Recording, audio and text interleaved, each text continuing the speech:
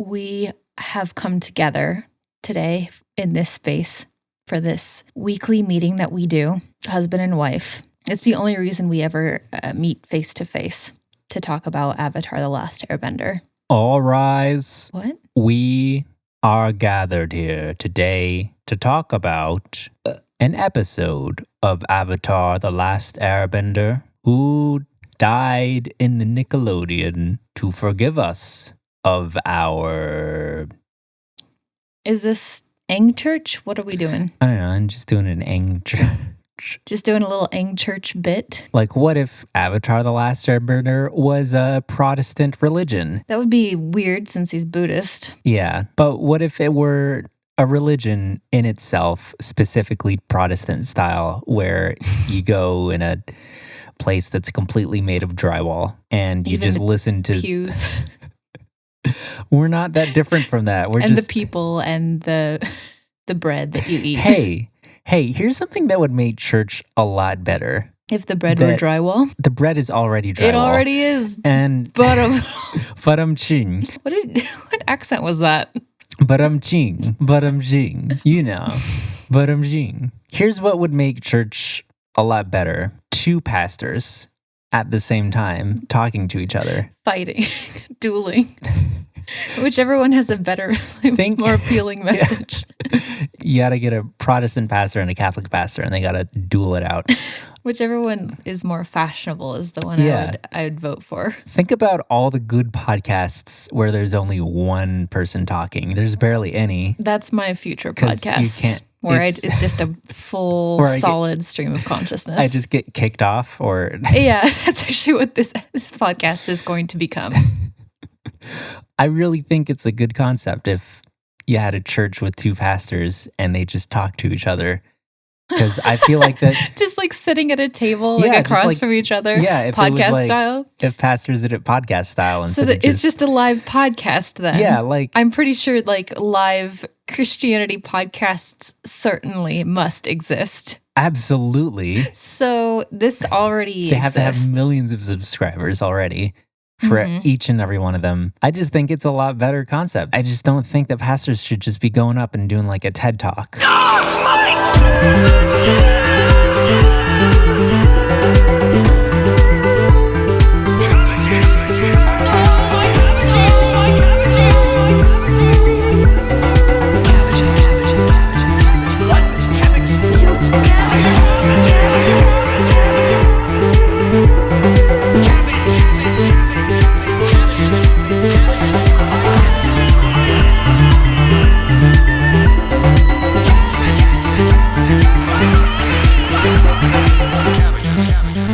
Hi, welcome to Avatar: The Last Airbender podcast called My Podcabbages. That's a way to start. I'm Summer. I'm Noah. I'm so thrown off by the weird way that this began, but I'm just going to keep going. I'm just going to power through. This episode really makes up for the last one. It does. It is arguably one of the most important episodes, in the whole show, for a lot of reasons. This that we'll is get like into. A slingshot. The last episode was like they just pull you back and then they kind of let go in this and shoot you straight into a hurricane. That's true, and kind of what I was going to say about this episode in and of itself, just how it... Well, we'll get there. I also do very much deeply relate to a lot of the weird, dark shit going on in this episode, and I was crying lavishly behind my sunglasses the whole time I was watching it this time around. I don't have many fun facts this week due to this episode not being fun? Well, no. No, I was going to say the whole episode is basically just a list of fun facts about the show. It's the fun fact episode, pretty much. That would have been really funny if Aang, a little chibi Aang would pop up in the corner. Fun fact, did you know Zuko actually... Thanks again to Sarah of Pot of Greed for sending me the Avatar art book. I also learned that Appa's whimsical, magical six-leggedness is based on Catbus from Totoro. Love that. Love that. That's exactly what I wrote. Love that. Appa was sort of originally kind of based on kind of like a manatee, sort of. Yeah. Noah and I got really distracted before we started recording, just flipping through and looking at all the... Love to see it. So much good shit. I wish I could just upload the art book as my fun fact for this episode. My other fun fact, I have decided to save until the end of the episode. Ooh. Let's get into it. Aang's on Appa, and everything looks like a weird, fun little dreamy filter. Yeah, this episode opens on what is obviously a dream. We get that blurry sepia filter. Sokka is airbending and Katara is riding a giant Momo. Mm-hmm. Aang's flying on Appa in the middle, and he's like smiling back and forth at his little family. There's a voiceover of Katara telling Aang that they need him, and Aang says he needs them too. They come up on this storm, and Aang freaks out, and he tries to warn his friends, but they're gone all of a sudden. And then Gyatso's there? We see another big Momo. God, this really is like trying to explain like a real dream. Yeah. And then my ghost monk dad was there. Do you ever have a dream where Appa Sokka's on a glider you could and do anything? where Katara's in a Momo? Please, where can we you, not do this okay. again?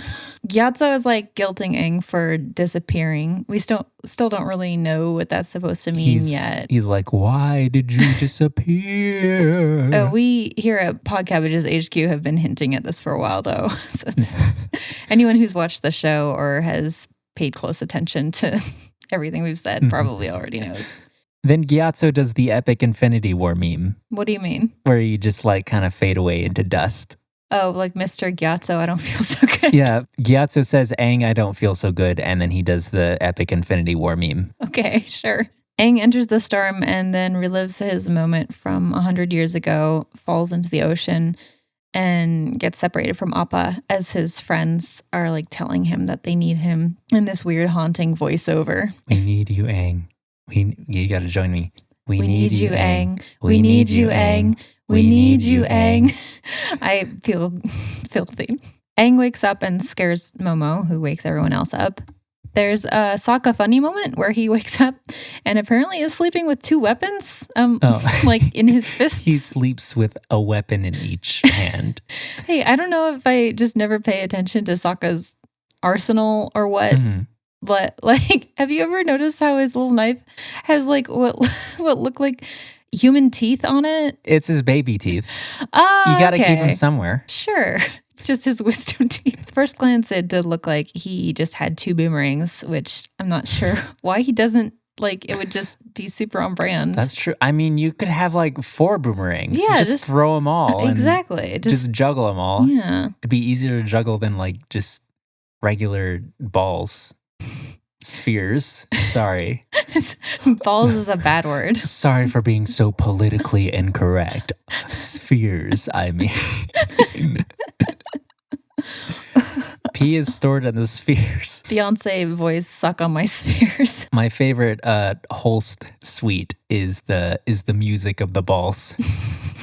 Oh, also, Aang is just sleeping on the ground again without a sleeping bag or even a blanket or pillow, as he does. Katara is worried about Aang because he's been having a lot of nightmares lately. Having myself just gone through therapy for PTSD for the first time last year, I found out that nightmares are actually a very common, if not ubiquitous symptom in PTSD, which is clearly what Aang is dealing with and like has been dealing with like for the whole show, whether or not the writers were consciously trying to include neurodivergency in their writing. Like they did. And actually they did it pretty well with Aang's like whole denial, avoidance, like flashbacks and nightmares and stuff. It's been pretty thoroughly laid out as PTSD. And they've even like managed to show like healthy ways of dealing with it and like all that good stuff too. So great job, boys. Extremely tone deaf Sokka cuts in, wants to talk about his own dream. Yeah.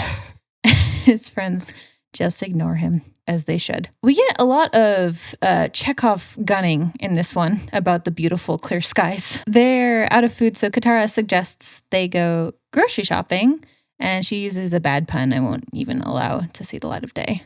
I don't even remember what it was. I don't remember what it was. I just wrote down it was a bad pun. Don't allow it to see the light of day. Okay. I'm glad that you erased that pun from our memories. Sokka warns them that they can't go to the market because in his dream, food eats people. And also Momo could talk and was very mean. It's just a really weird little, I don't know, I guess just like a super random thing for him to say. I'm not sure if this was all meant to be like a Chekhov's gun red herring. Like really mixing our literary devices here. A Chekhov's red gun. A Chekhov's red. Like, we're just going to say as much seemingly pointless shit as possible. And you won't know what information actually matters. I feel like that would objectively be a good writing strategy. Yeah. This reminded me of that film idea I had where like the whole thing is just filmed, like where every scene is essentially just like a weird cliche Chekhov's gun scenario, but nothing ever actually resolves. And now I'm thinking about it. I've been slowly, painfully making my way through Noise-Based Podcast, Jerking It, and I do think that the TV show The Secret Life of the American Teenager is in fact exactly that. Okay. That's exactly what they were going for. Genius writing. Just genius writing 10 out of with 10. no payoffs. That's a lot of restraint to have no payoffs. No payoffs. Wow. So I can finally cross that off my miles-long list of brilliant ideas. Been done before. At last. The boys are back in town. Iroh and Zuko arrive on the scene. You probably didn't hear it, but I wrote scene, S-E-A-N-E, because they're at sea. Nice. We haven't seen these boys in what? God, like, how long has it been since we talked about Zuko and Iroh? When was the last episode that they appeared? I gotta backtrack this. We did the Great Divide, the Canyon episode. That and then one they were not in. Jet before that.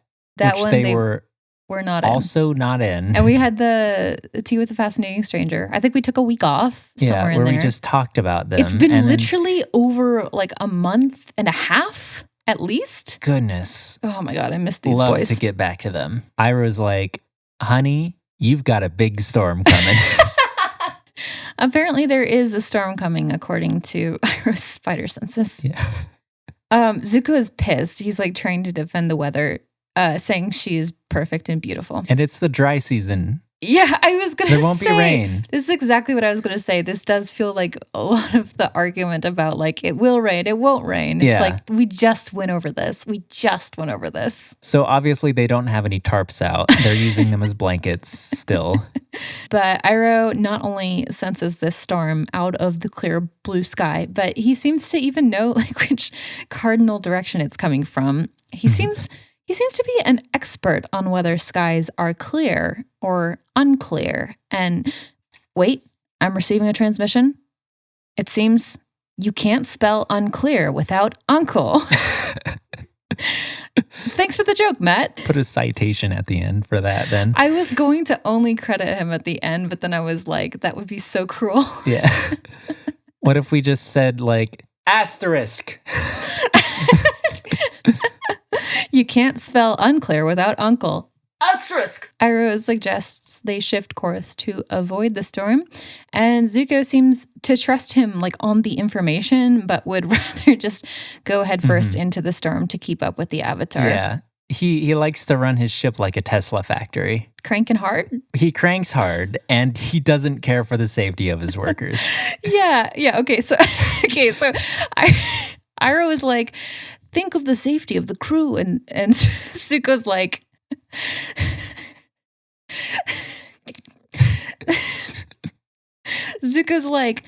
the safety of the crew doesn't matter. Like Are you stupid? Yeah, he says it in all caps with like a question mark, as if like, excuse me? As if like Iroh was stupid for even suggesting it.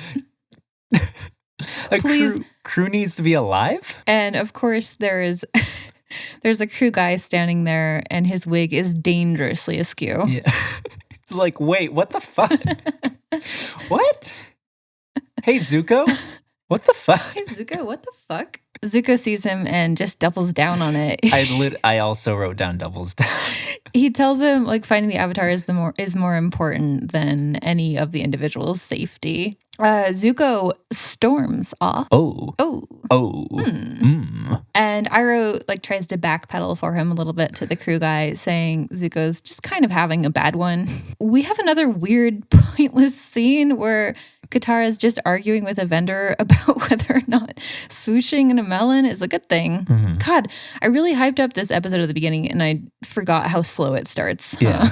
I am just tearing up about this melon discourse. But this is kind of like the pacing of the episode where it just starts really slow and then Yeah. it like starts exponentially like piling things on top of it. That's sort of what I was going to say. Like, this does, just as an episode, does kind of slingshot like that. But they don't have any money anyway, so they just have to give back all the food they had in their basket. Katara tells Sokka to get a job. Yeah, they realize that they're not living in like D&D rules and they can't just find money in barrels and scavenge it from people. There's no pirates around, so they can't just steal shit. And they figure out that service can be exchanged for goods and money. Meanwhile, there is an old couple behind them arguing about whether or not it's safe to go fishing today because the wife feels a storm a-coming.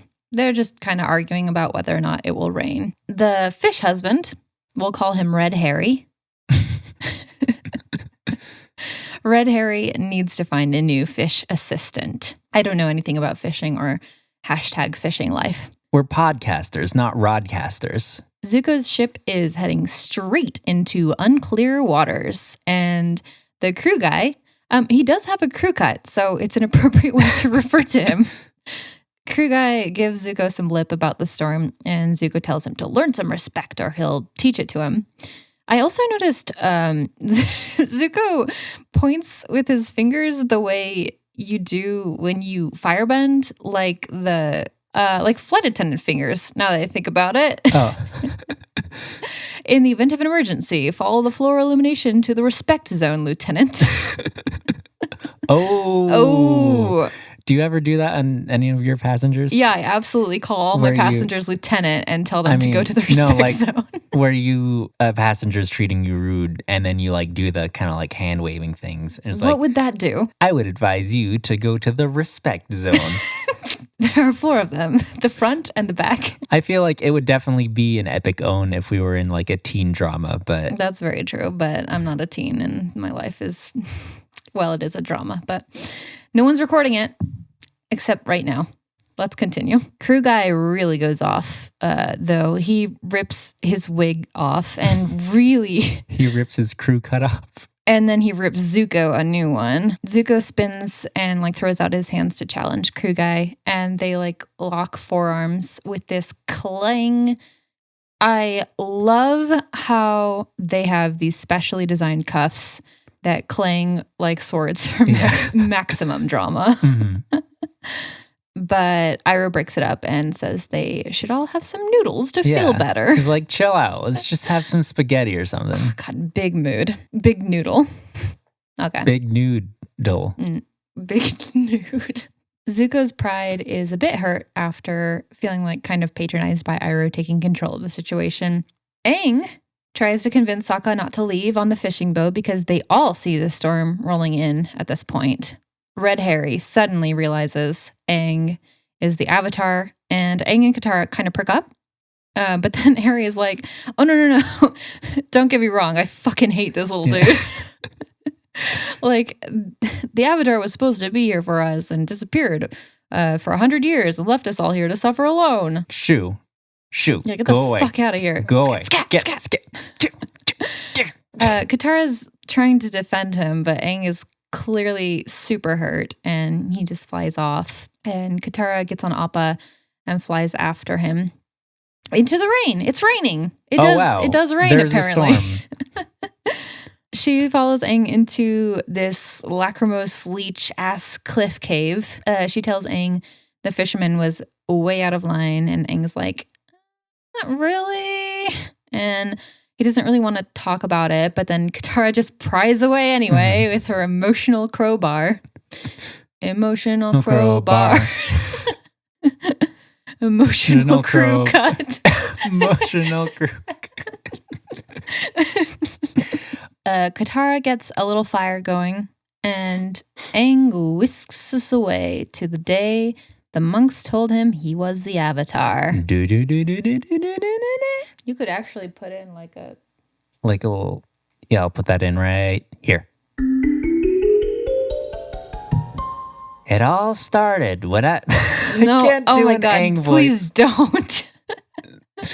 It sounded like a bad SpongeBob impression. It really, really extremely did sound like SpongeBob. Please do it again just so I can hear it. It all started when I was It all started when I was teaching my buddies how to make an air scooter. Oh, now that you're trying, it doesn't work. It doesn't. Just be normal. Aang is teaching his friends how to do air scooter, how to make one, and how to ride it around. These kids aren't doing that well at it, but Aang assures them with enough practice, they can figure it out.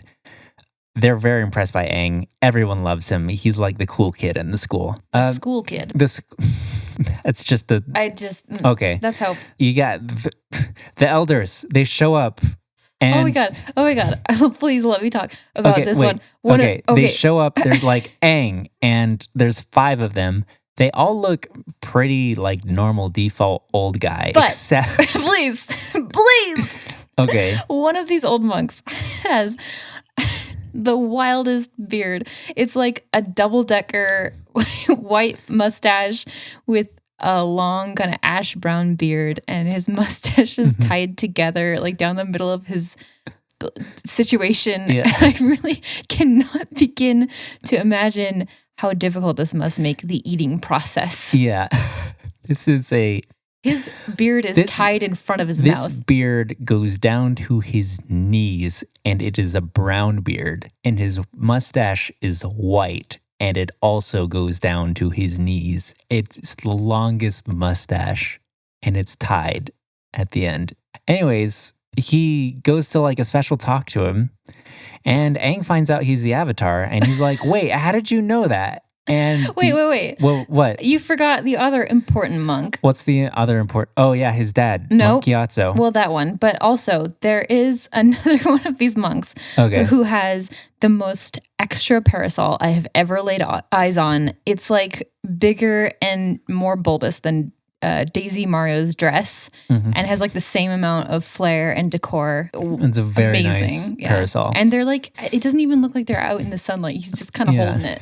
Love that. Maybe he's got like skin problems or something. Or a fashion blog. Or maybe it might rain, even though it's the dry season. You never know. Okay. Aang finds out he's the Avatar, but he's also like, wait, how did you all know? And one of the elders tosses Aang some like a couple of toys. And he's like, remember these? And Aang's like, these are my favorite toys. This lineup of toys is like 4 toys. We see an exact scale replica of a baby turtle. One of those helicopter spinny things where you pull the string and it goes like up in the air. Okay, everyone had these little spinny things as kids, or like some variation of them, like the ones that you could get in like little prize whatevers. You could put them together and fly them away or whatever. But my immediate thought upon seeing this was that one video. Same here. The girl who had the Flutterby fairy toy that just went straight into the fireplace. went straight up and flew. Oh God, I love that video. The third toy is just like this shitty looking wooden hog monkey. The 4th one is a little hand drum that's got like 2 strings on it with like beads on each string, and when you like spin it around in your palms, it goes like. So I grew up in Spokane, where there used to be a lot of respect for the local Native American tribe. So like the culture was kind of everywhere. Like we used to do like annual res visits and whatnot at school, but it's all just like shit Trump supporter county now. But this little drumsicle, my family got one from the tribe, bought one from the tribe. We had one of these little drum on a sticks, and it was like one of my favorite toys when I was a kid. I even just like, as we were watching the episode, I like texted my mom. I was like, do you still have that little drumsicle? And she was like, yeah, I got it around here somewhere. So those are really fun, especially for kids, just very addicting. Love those. Yeah, it is so addicting. It's like, it was like the fidget spinner or like the fidget cubes of the early 2000s. It's a very fun sensory experience where you get like the little vibration of like the boom boom. It's and like the sounds, sort of a Beat Saber, and it moves really fast, and it's just so fun. What a good toy. Beatsicle. Yeah, the elders say that he chose these 4 toys because he chose them out like of thousands, which I'm just imagining like, all right, Aang. Here's a giant pile of toys. Here, go into the toy vault. As sort of like a room of requirement or something. Do they have Do they have monks where they have that are just like making all like the decoy toys? The D-toys. They have to make like really, really good ones just so they know for sure. If they turn these down, they gotta be the avatar. They have like a fucking like virtual boy in there. Yeah.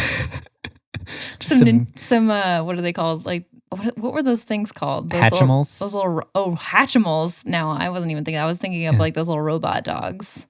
I had like a 101 Dalmatian version. There's got to be like thousands of brands of robot dogs. I was going to try to jog your memory by barking, and then I realized that it's probably not effective. You know, it goes whoop, whoop, whoop, whoop. Oh, like the dog sound, like robot dogs. But Aang chose these shitty toys because Marge Simpson voice, I just think they're neat. These shitty handmade toys, because that's all they had back then. And the elders are like, listen, so even though you're like 12, I guess, like we should technically be telling you when you turn 16, but we've been just getting bad vibes. Bad vibes. Just bad vibes from all the elders. Spidey senses. Lots of spidey senses in this episode. Mm-hmm. We feel like that a storm's a brewing. Ooh. And we feel like that we have to tell you now. Hey, they weren't wrong. There was a storm. There was a storm a brewing. It was just a storm. Like afterwards, they're like, shit, it was just a storm. It was just a literal storm. And then we go back to the Fire Nation ship. After our flashback, we see Zuko's crew on the ship in the storm. And they're all gathered around a fire and they're complaining about Zuko's tyrannical attitude. Iroh walks in on them as they're like shit-talking Zuko and they all freak out a little. They're worried that Iroh would be upset about like their shit-talking. But I guess that's like, it's kind of understandable. Like I'm sure generally Fire Nation leaders are have a very low tolerance for that kind of thing. Yeah. Normally. And Iroh's like, this is like actually pretty mild from what I usually hear about Zuko. Yeah, Iroh's like, it's totally chill. Let me come down there and explain. And now we finally, I forgot this hadn't already been discussed on the show, but here we are. We finally get the exposition for Zuko's situation, his history. Mm-hmm. We see a tiny Zuko, and he wants to get into a war chamber. And Iroh's like, you really don't need to go into this war chamber because it's boring. And Zuko's like, I feel like I should start learning since I'm like a prince and I should be knowing how to rule things because I will be ruling this entire sort of Fire Nation someday. And Iroh's like, fine, but don't say shit to these old people because they are very sensitive. Republicans. Don't cut that out. We can bleep that out. They're Republicans. The Republic. I have to wonder if Iroh has any guilt for acquiescing to this. I was going to say that too. Yeah, like, I mean, he shouldn't at all.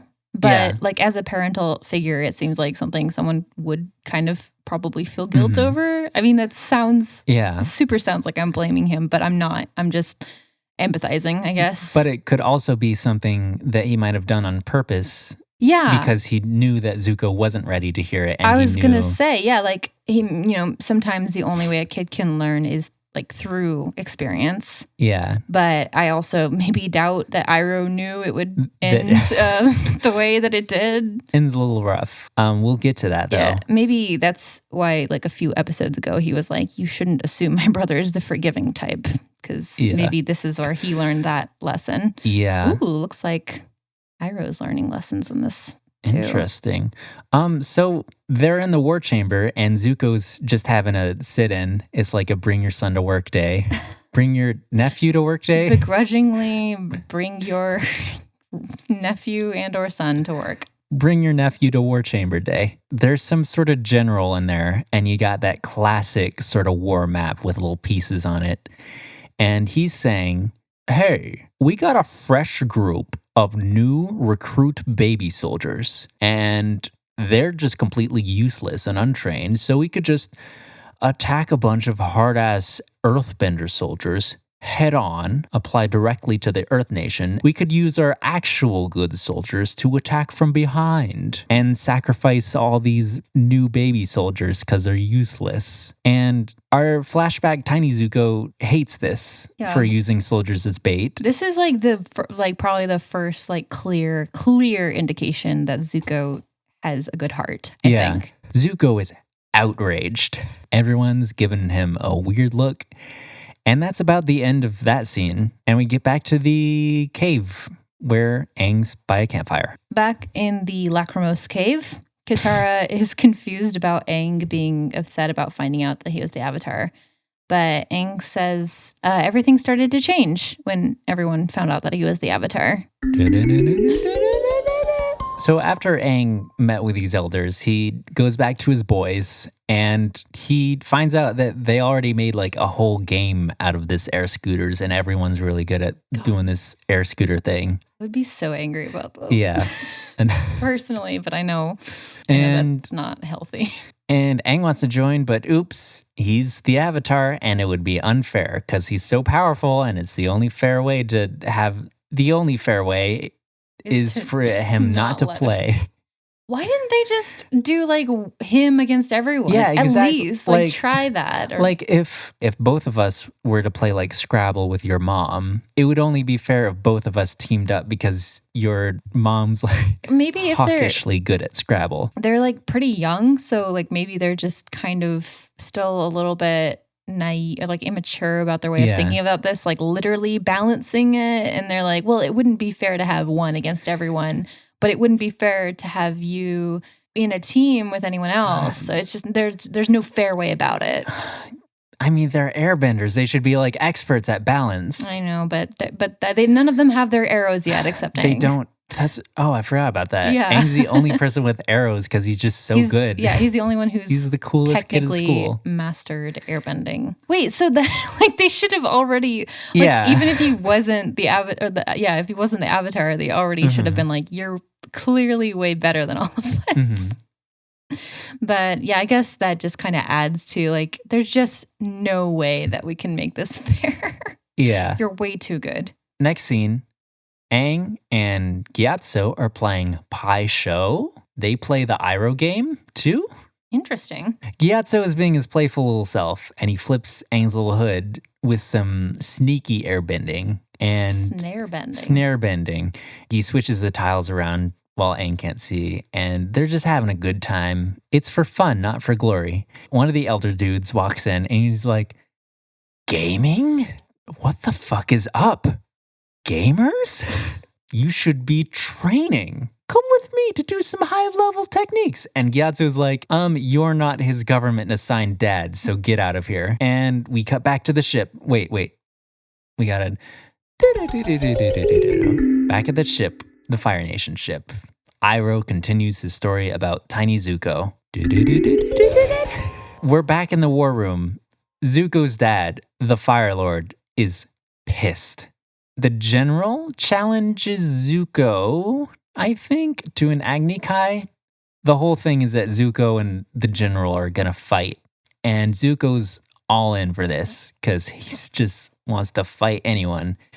They go to this sort of fight stage looking thing that they just have. It's like the dueling kind of situation in Harry Potter. Yeah, like imagine Harry Potter and the Chamber of Secrets. Gets there, yeah. Zuko goes up on the stage and everyone's like, "Yeah, Zuko!" There was something I did want to point out. Okay, yeah. A lot of the people in the crowd, they're all Fire Nation, but some of them are wearing like blues and yellows, which is like super weird and unusual. I mean, like it was a while ago, but I guess they've all gotten their assigned outfits now. But it's very weird to me that everyone has to dress like a specific color. Yeah. I guess if you live in a palace, you got to have some sort of dress code. Zuko comes up to the stage and we see the other opponent. It's not the general, it's his dad, the Fire Lord. Wait, no. Oh, yeah?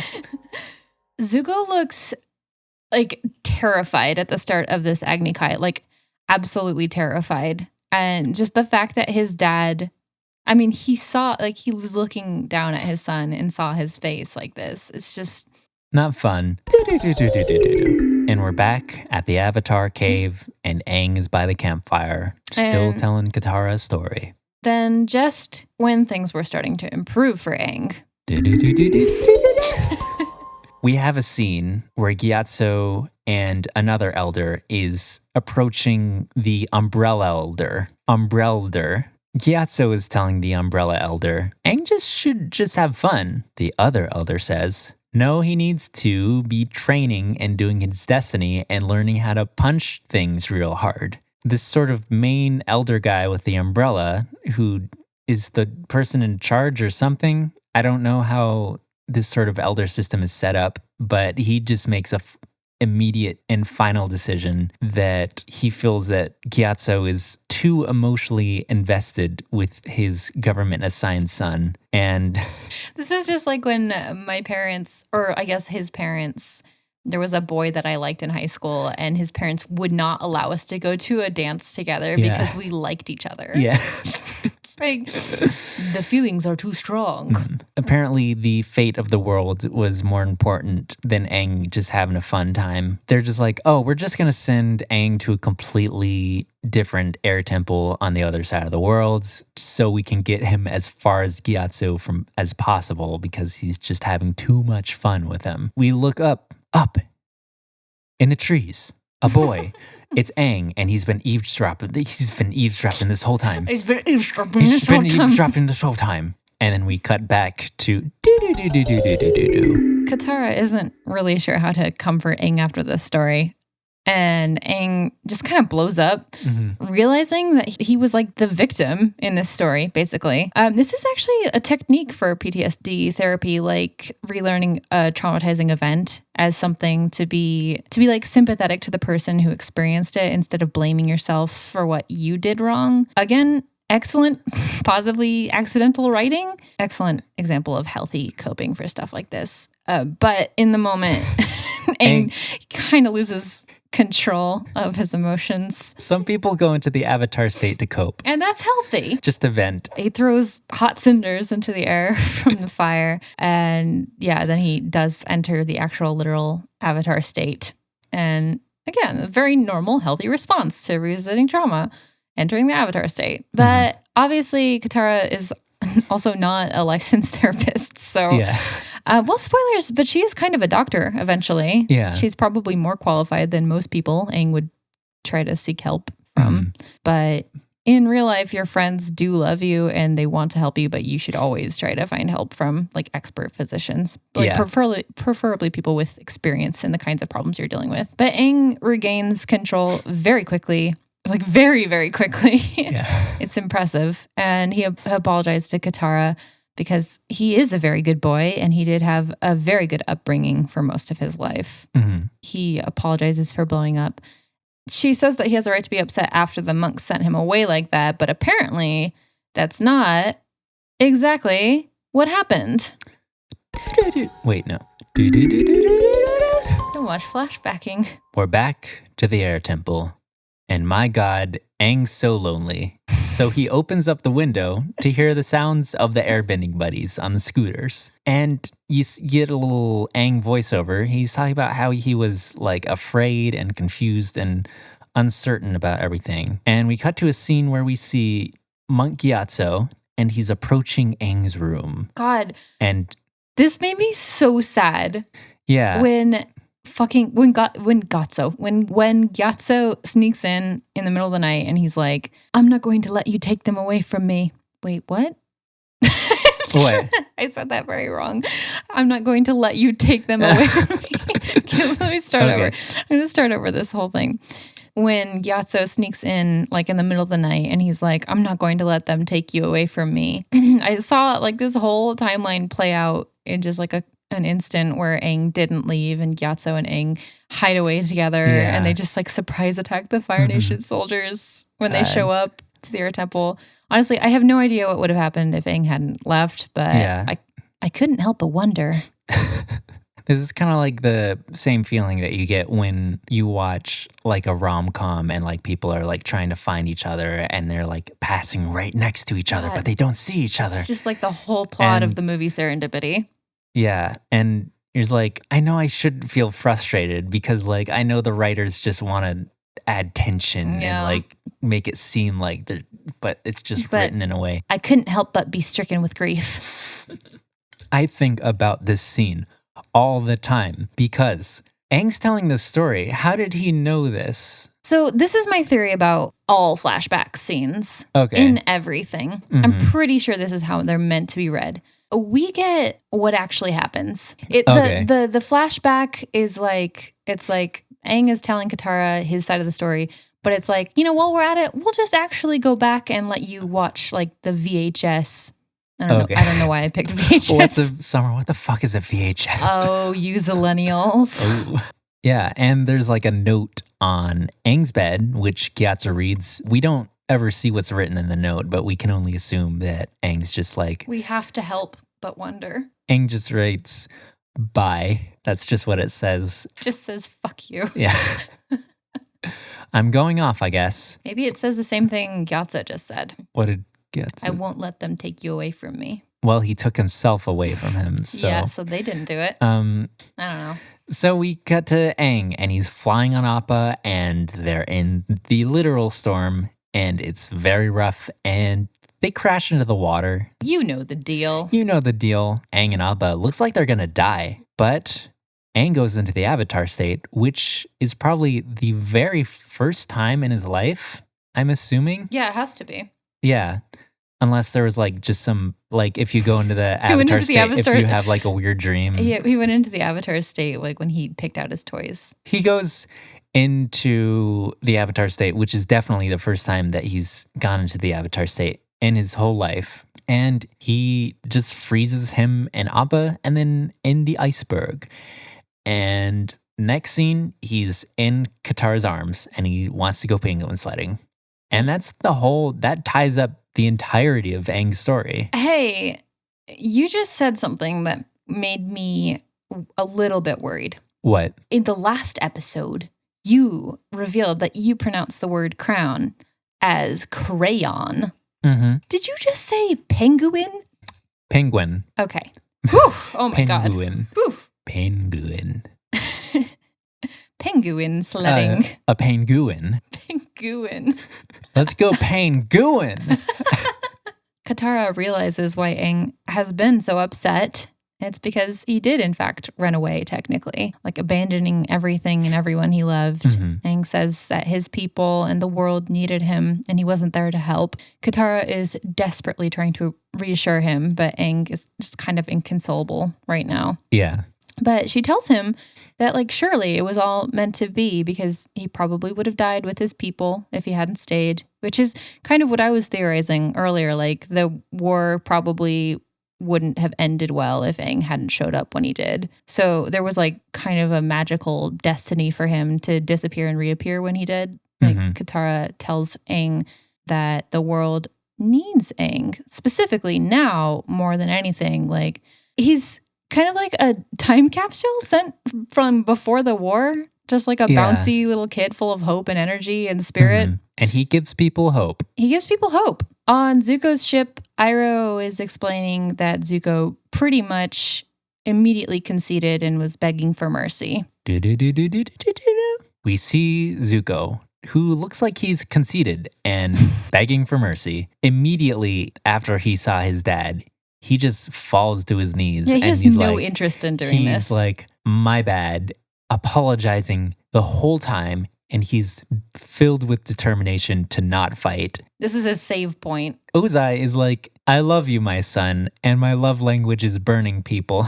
No. And he wants Zuko to fight him so bad. And Zuko's like, no, and he's like choosing mercy over and over and over again. Oh, God. I'm so sorry I made you watch me play this game.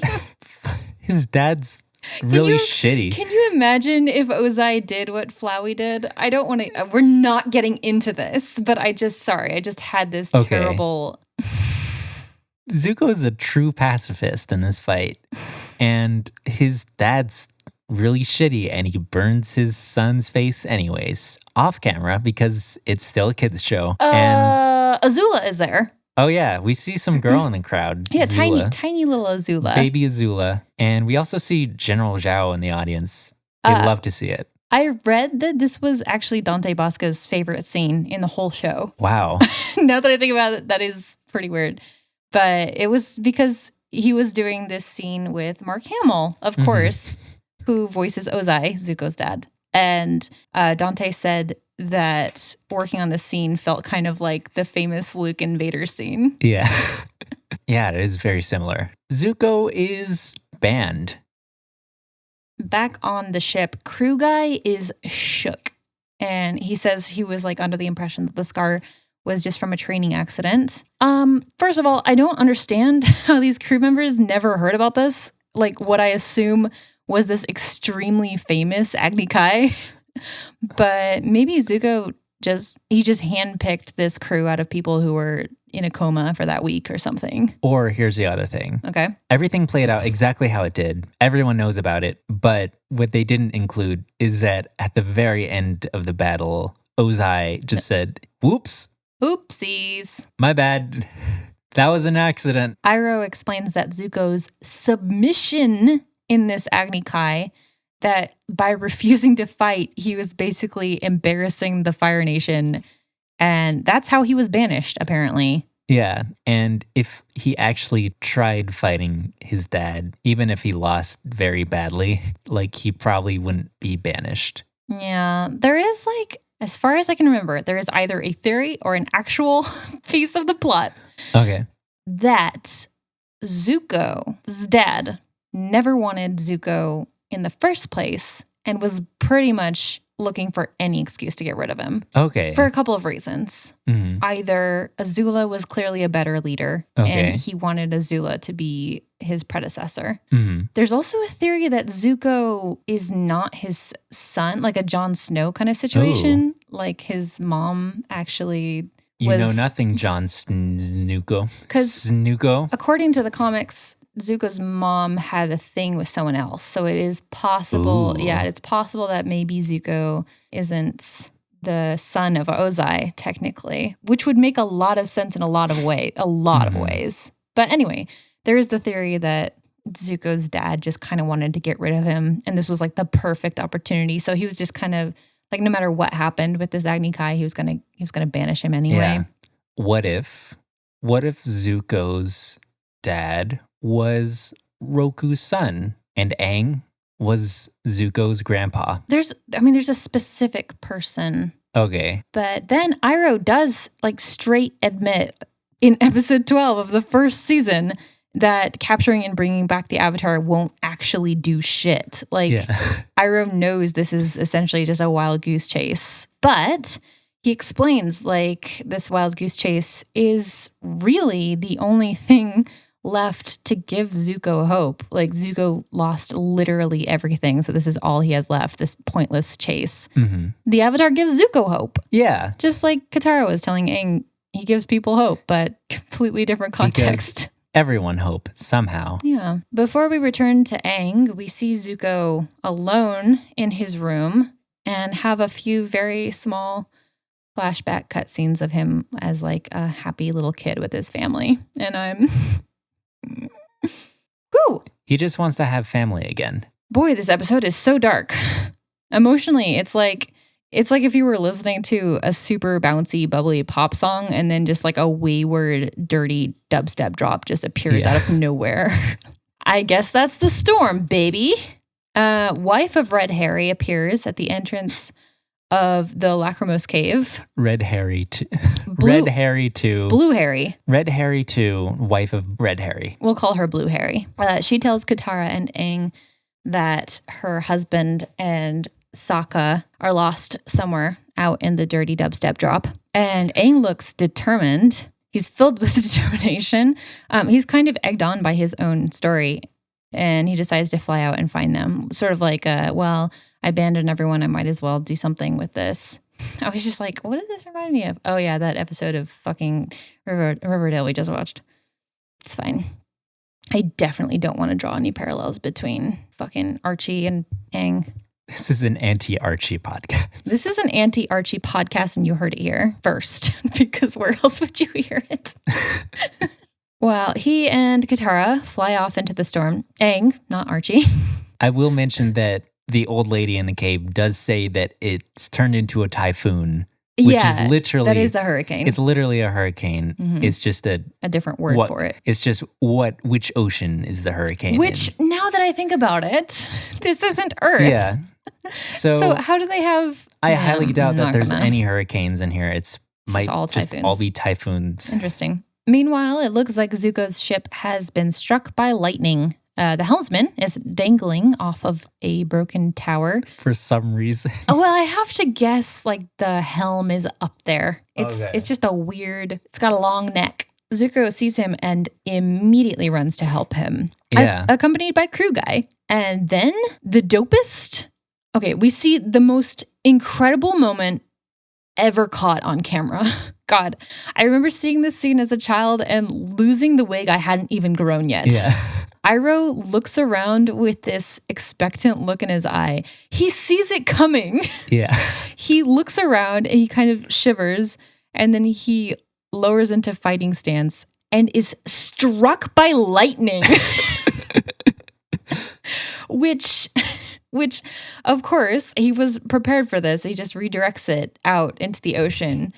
I mean, we're meant to assume here that this lightning was about to strike the ship, and Iroh kind of like repositioned himself. He caught the lightning. Yeah, he made himself into like a wick and redirected it away. He pushed it somewhere else. This is for sure the scene that legally made Iroh my dad. Yeah.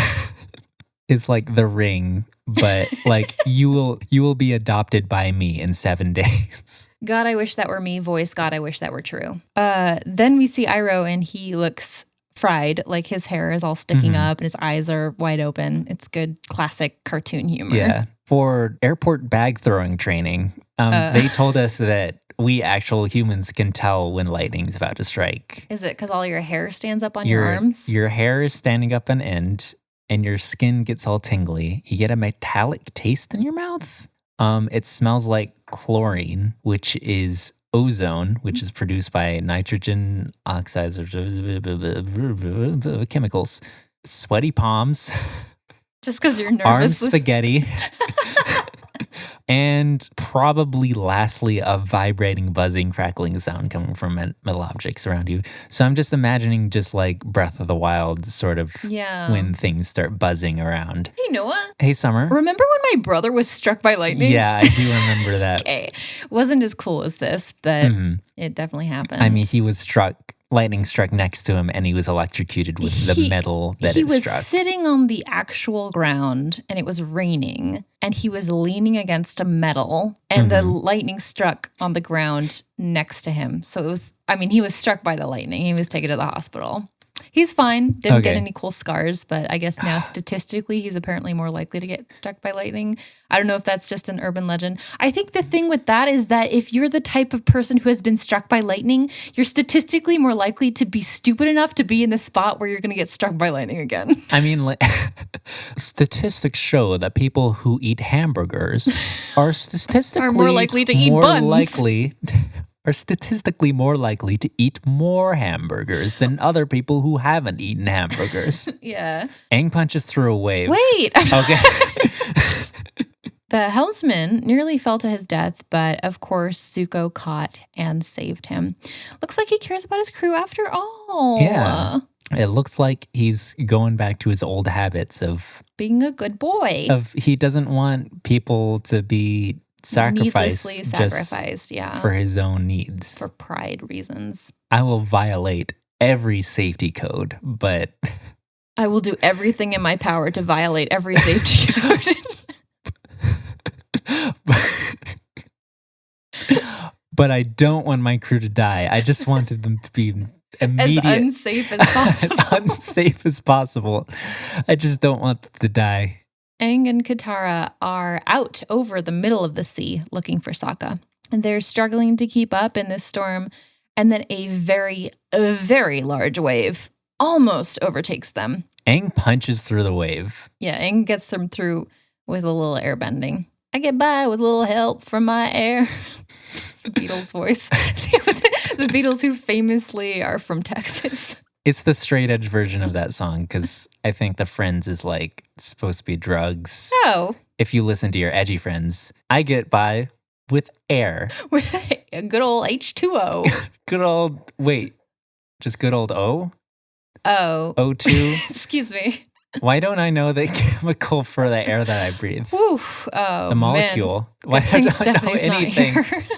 They spot the fishing boat, and Zuko spots them. But he tells his crew to ignore the Avatar.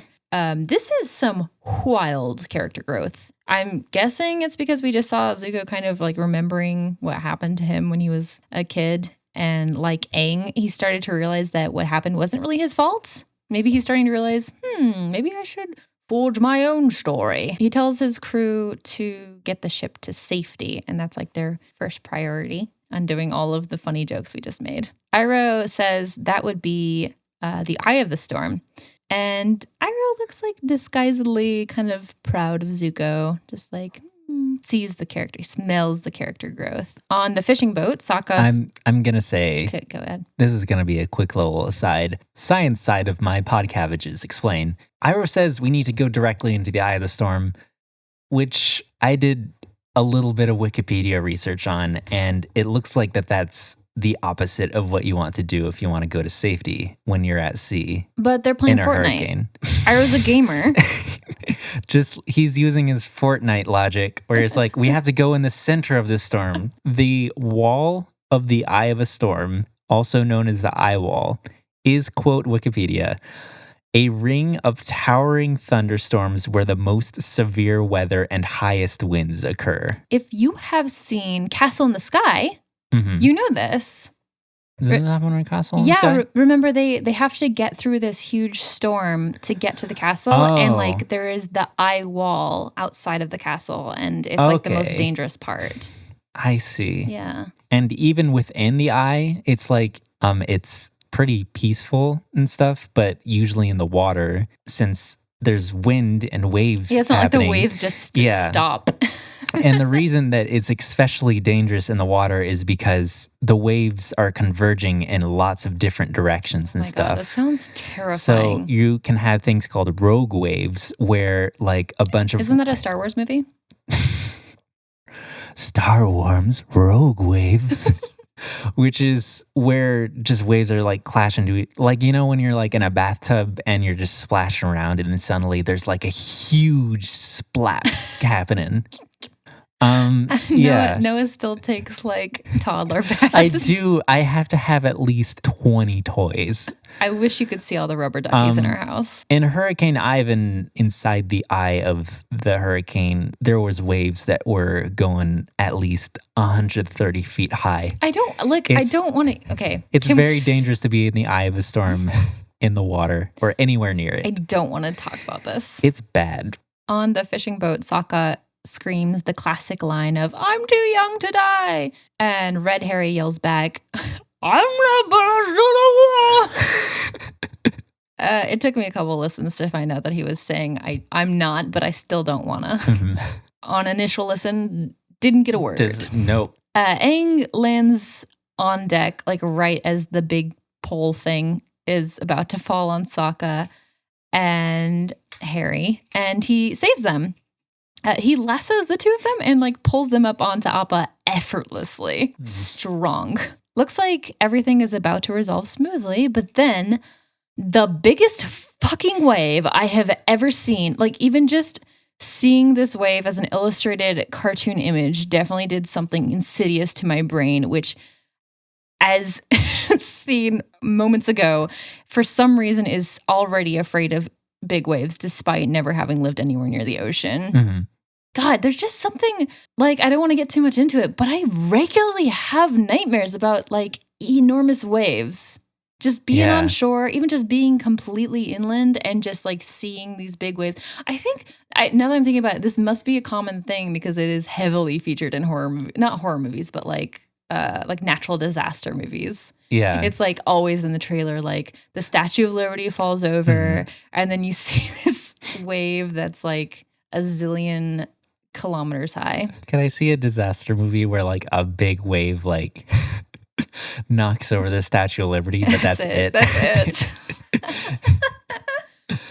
I mean, that kind of happens in The Day After Tomorrow. It like knocks over it doesn't, no, I don't think it knocks over the Statue of Liberty, but it hits the Statue of Liberty and then floods New York City and just freezes. And have you seen that?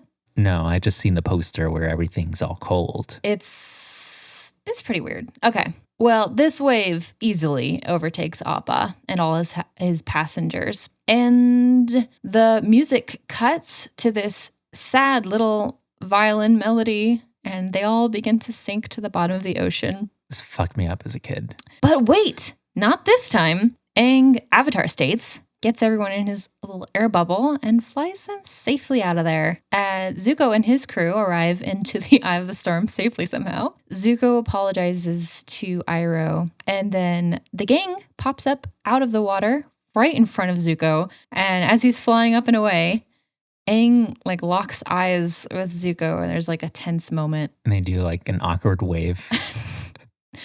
But they're like clearly both way too tired to do anything at this point. It's just like, they just like make a silent agreement, like, okay, just chill tonight. Can we just really chill, tired. watch a movie?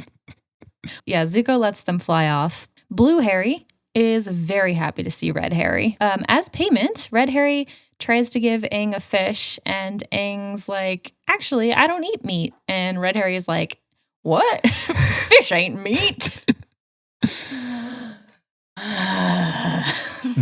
This is a regular thing that you Just hear once you stop eating meat. Relatable content. Yeah. But this isn't meat, it's fish. It's fish. It's like some people just genuinely believe that fish and birds are like just types of plants. Mm-hmm. So he gives Sokka the fish instead. Aang thanks Katara for her help and tells her he's going to stop dwelling on the past and he's going to try to move forward. And Katara's like, I don't think you're going to have those nightmares anymore.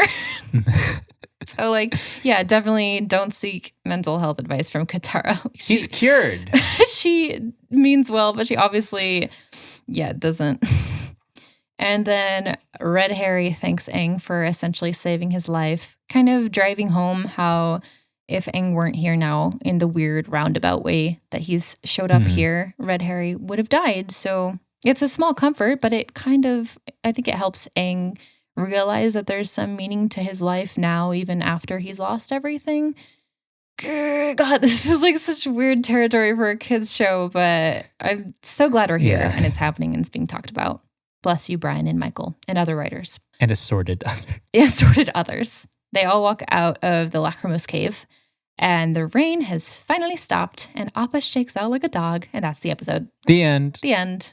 In this episode, we do start seeing that Zuko is an actually interesting character. Yeah, I guess like it's hard to remember when you're watching it, even just for the second time, it's like hard to imagine Zuko as like a one-dimensional kind of annoying, repetitive, you know what I mean? Like, yeah, it doesn't seem that dynamic, but in this episode, I guess we really do see, oh, interesting, where's this going? I think this is the first time we see it's selfish, basically, but like Zuko doesn't have anything else, and he's basically like, he's in like the treat yourself kind of mindset. Yeah. Like where he's only had people throw him under the bus and he's never thought about himself, and now he's like, I deserve to be selfish for once, you know, to restore my honor. This is where we put in the answer to the question.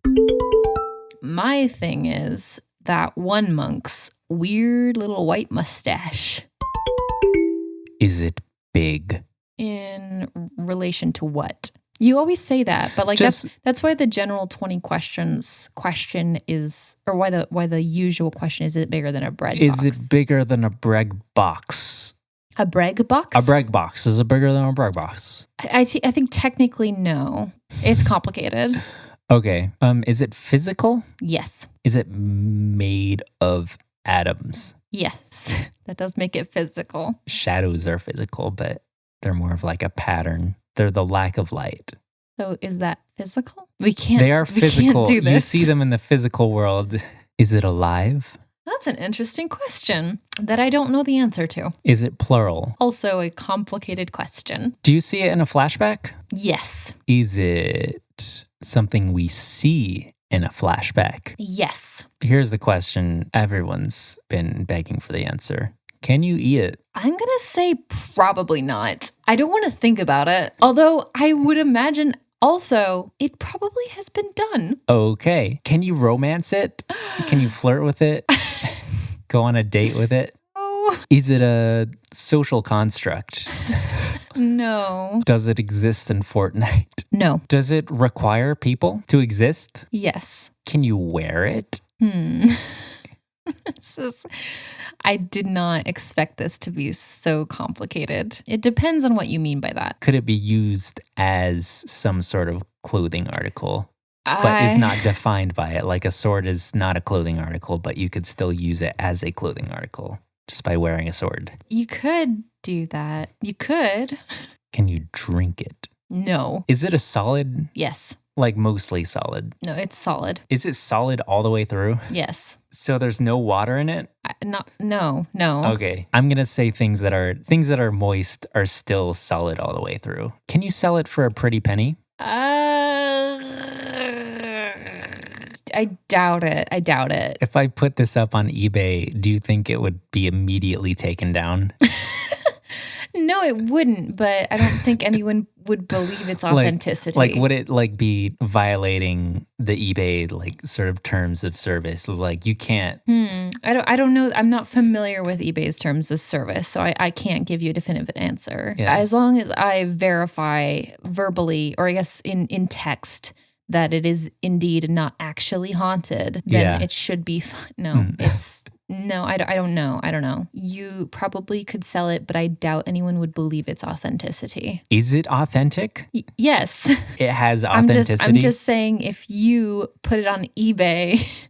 Okay, what if Aang put it on Avatar World? Angbay. On Angbay. That would be pretty fucking dark. What if Aang just sold it to like the watermelon person? Now that would be traded in for a swooshy watermelon. An interesting comic series that I would be very uninterested in reading. Is it alive or not? I forgot. You don't know? I need to know more about how the world and its physics work. Can it feel pain? No, I don't think so. No, I don't think so. Does it decay over time? Another question I should know, and people are probably screaming, and I don't really have an answer for you. So is there like a spiritual element around this? Only to me. No. Okay. I'm sorry. I extremely did not expect this to be so complicated. I thought it was very straightforward. Is this something that Aang has touched? Maybe. I don't know. Not that we see. Is that something that Zuko has touched? Definitely not. But Aang has. I don't know.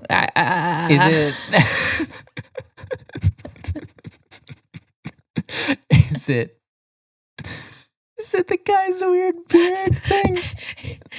He's close enough. It was his mustache. His mustache. I was just going with just the guy's mustache. Yeah.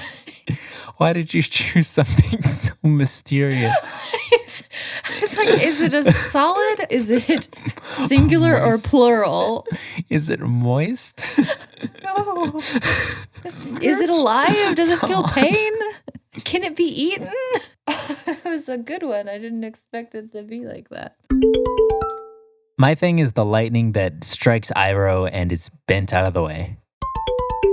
Is it alive? No. Is it in a flashback? No. Is it in Zuko's story? Yes. Is it only in Zuko's story? Mostly. So it is also featured in Aang's story. It is not featured in Aang's story. Is it present at all in Aang's story? Kind of. Is this something that is bigger than a bread box? Yes. Could I lay down in this? I'm just going to say no because it would be hard. Is this something that if I was keeping it as a pet in my desk at school, would the teacher think it was weird? Yeah. Is this something that other things can live in? I really don't think so. Is this something that can be used to transport other things? I don't know if it's been tried before. Elon Musk, if you're out there, if you're real. If you're real.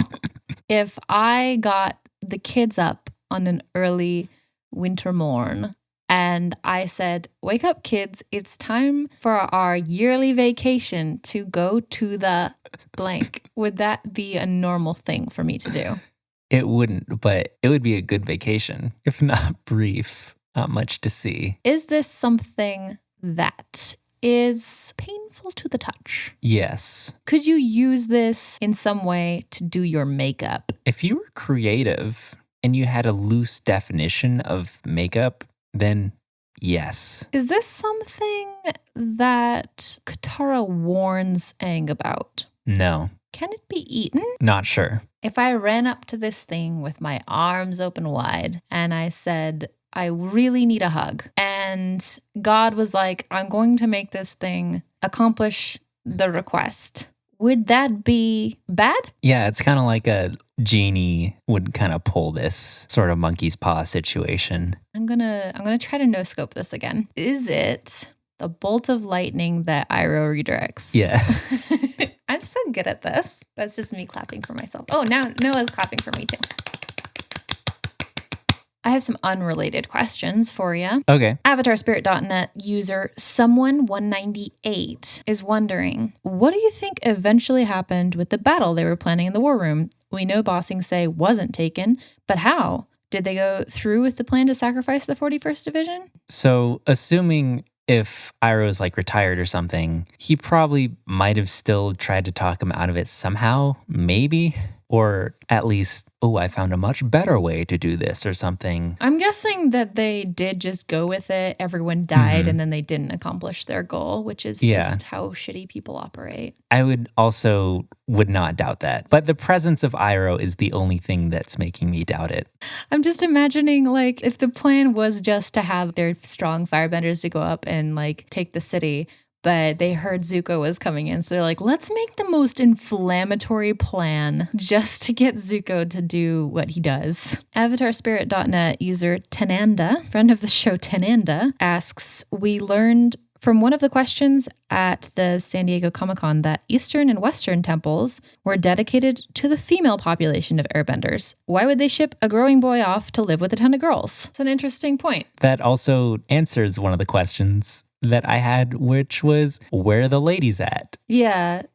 So the Eastern and Western temples have all the girls. So they were planning on shipping Aang off to hang out with them, which is fine. I mean, I guess he's learned everything he can from here, so might as well. We already told the Avatar that he's the Avatar like 4 years early, and we're separating him from his government and assigned dad, so we might as well just ship him off to like an all-girls school, because being heteronormative doesn't seem to matter so much. That would have been really interesting, if the war had never, then there wouldn't have been a show, but Waterbender Avatar Ramika asks, do you think the parallels they're drawing between Aang and Zuko are deliberate? Yeah. Yes, that's how writing works. That's writing. I think they're trying to, because, like these questions are back when the episodes were still fresh. So maybe they're trying to be like, is it like a familial thing? Or is it, is there some kind of actual connection these two people have? I think it's just symmetry in story writing. Yeah. It is a very, very well written story. Even just the title, I mean, we've seen this a few times already, but the title of the show refers to the literal storm in present day, the literal storm in the flashback, the figurative storm of the upcoming war, and then also the figurative storm going on inside of Aang's mind and the figurative storm going on in Zuko's mind. It's all like, very, very well sort of. And we see like a comparison between Aang and Zuko, who are extremely opposite to each other, but they both, it's kind of like when you really get to know people, they actually are facing the same problems. Aang should have been doing the right thing, and he did the wrong thing accidentally, and that's something he regrets. And Zuko, it was supposed to be doing the wrong thing, and he did the right thing, and he's regretful about that. They do balance each other perfectly. Yeah. User K Wicked asks, did anyone else notice Iroh transferring lightning in this episode? Wait, did he do that? I completely missed that. Wow. Yes, No I noticed way. it. How would I thought he just got struck by lightning. Just for fun. He just stood out there and was like, He just wanted a hug. Lightning hug from God. User Kari or Carrie asks, remember when Iroh said he closed his eyes when, quotes, it happened? You know what? I did the same thing. How can a father just be that cruel? There's no good answer to this. I have a follow-up question from Young Wing. What kind of asshole jerk fries his own son's face like that and sends him after banishment on an impossible mission until they found out the Avatar did return for real to regain his honor? Well, I mean, Young Wing, you answered the question right in the question. An asshole jerk. Mm-hmm. That's what kind of asshole jerk. Hashtag just dad things. Just dad things. Dad, if you're listening to this, how are you getting this far without watching the show? Also, I love you. Yeah, this is not about... You're a good dad. Yeah. Hey, I have another question for you, actually. What are your cabbages? Getting texts from people that I haven't talked to in like a decade that say something like, hey, we should hang out sometime. Or any message sent over Facebook Messenger. Is this a negative cabbage? Loud noises. People who are at least as tall as me. Welcome to our most anxiety-inducing episode. Just any medical bill in the mail. Since this episode is all about balance, I see your cabbages and raise you. And substitute my... raise you taking care of a plant and seeing new leaves sprouting on it. That really crunchy noise you hear when you're vacuuming and you know you vacuumed up something real good. ASMR vacuuming. When you like pull the comforter really tight on your bed and you see that you didn't get any wrinkles and it just lays out perfectly flat. When you have two containers from different brands and you find out one of them fits like perfectly into the other one and there's no reason for it, but it just happens anyway. When you have a headache and you drink a single glass of water and the headache just disappears. Hey, Summer. Hey, Noah. What do you think would have happened if Aang had just stayed, realistically? He would have died. Are you sure? Yes. Because he could have just gone into the Avatar state. But he didn't know any of the other... But he's not strong enough yet. So like it wouldn't have lasted that long. Like I feel like he definitely could have stopped the invasion. Like he could have saved like the whole air temple. That I think he could do if he was just in the Avatar state. I don't know. I feel like he would have died in the war. Yeah, no, I don't think. Well, maybe you might be right. In episode 2, that's like the second time he goes in the Avatar state. Yeah. He's like in this big water tornado and stuff. I've already forgotten about this, and we did a whole fucking like 2-hour long recording about it. That's like the first time he goes into like fighting mode. So I feel like he could have easily defended the temple. But if I remember correctly from that episode, like right after he did that, he basically like passed out just from the exhaustion of it. I think he could have taken out a few people. I don't even know if he would have been able to save the whole air temple. Okay, maybe not the whole air temple. It probably would have been. Especially, no, consider the air temple is full of airbending masters. They're like as strong as, if not more strong than Aang. And like combined, they should be unstoppable. But apparently they came at them with everything they had. So it would have still been very, very bad. Like probably most of them would have died. This is depressing. It is depressing. There was a couple things I wanted to say. On that note, we did talk a lot about mental health in this episode. I wanted to mention if you feel like you need help, you need to seek it out. You need to. It's not something you can just kind of put off, as I have been doing for so long. Yeah. But today, in fact, I finally just got around to finding a new therapist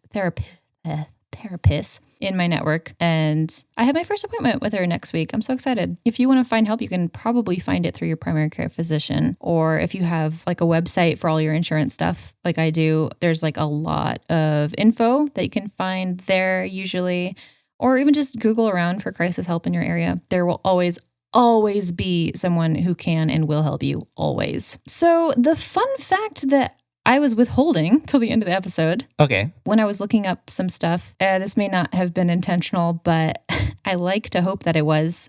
When Sokka is talking about his dream and he's like, Momo could talk and he said some very unkind things. This is like, there's a very good continuity with this and the very, very late scene later of one of Aang's dreams where Momo is just a complete asshole. That's true. That's all I wanted to say. They do follow up with that. Yeah. So like Dream Momo is always just very rude boy. When you reincarnate into a lemur, you're able to hop into people's dreams. And your main MO is like, hey, I'm walking here. Yeah. You can find me on Twitter at Stellar Ghost. And I'm on Tumblr also, Interstellar Princess. My art blog is Summer Art on Tumblr, summergeist.art. You can support my various creative endeavors on Patreon, patreon.com/summergeist. You can find me on Tumblr and Twitter, both at the same username, Aldude. And you can find my music at noahdoesmusic.tumblr.com and noahgeist.bandcamp.com. And most importantly, you can find my music at noahgeist.tumblr.com, just in case you get confused with those URLs and I figured out how to redirect pages and things. Well, now you've just made everyone extremely confused and they have no idea where to go. Well, just go to one of them. You can follow My Podcabbages on Twitter at My Podcabbages. Rate us on iTunes if you're in the neighborhood. We saw that a few people did that. Thanks for doing that. Appreciate that. And of course, as always, please check out noisepace.xyz. I heard we're legally obligated to use the word Z because it's a Canadian website. XYZ. Don't type in the word ZED. Please. Well, okay, that's a good point. For all of our confused and dumb US listeners, Z is Z, Z is Z, XY Z. It's just spelled the letter Z or the letter Z. This week, I want to highlight a show I don't think we've ever mentioned for some reason. Henry Kissinger's Pokemon Going to Die. Yeah. Please listen to it. It is hilarious. It has an all-star cast. All of our good friends, like a huge Noise Space collaborative of very, very funny people talking about news and politics and making it enjoyable to listen to. It's like the main podcast of it is huge. It's very good. And if you listen to us and you don't listen to them, what are you doing? If Noise Space was Nintendo, then Henry Kissinger's Pokemon Going to Die is Smash Brothers. Oh, I thought you were going to say Mario, and I was like sweating bullets because I fucking hate that guy. If you're listening to us in the future, just Google our website and see if we have any fun extra things that we haven't thought of yet, because we're from the past. If you're here from the future, can you please Google my name and just let me know what I'm doing? You've just posted a tweet and then someone will send you and it's like, hey, you just tweeted this. I think it's time to wrap up. Just like a cabbage is wrapped up inside of itself. I feel like I've made that joke before. Have you seen that? Have you seen that wax video of like someone making like fake food? And they're making like a little cabbage. Man, how do people do podcasts for like over 100, 200, 300 episodes? I feel like I would just be recycling jokes constantly.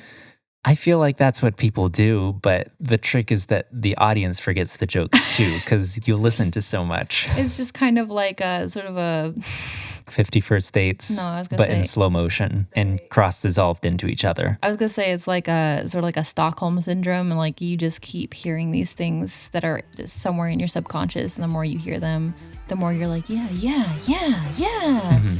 I get that. None of this is funny. Yeah. We're just talking. We're just speculating. We're just philosophizing. If we're still keeping any of this in the podcast, sorry for such a dark episode. I hope we made you cry. I don't hope that. That's bad. Does anyone cry in this episode? Me? Actually, I do. This is all the way at the end, but yes, this is in fact the very first episode we see Zuko cry. Bye. Bye. Cabbage. We're just gonna leave the mics on and just like continue about our lives. Wait, wasn't there like a podcasting meme where it was like they did that? Yeah. They just walked out. That would be embarrassing if we did that. That would sure be embarrassing. Okay. Good thing we already stopped the recording. To rearrange all these amiibos again. 12th time today. Man, wouldn't it be embarrassing if people found out that we didn't do anything else? That we just sat at the computer all day and fiddled with our microphones until it was time to record. Now time to just sit here and I don't think this bit is funny. Sparkling water. I'm ending this.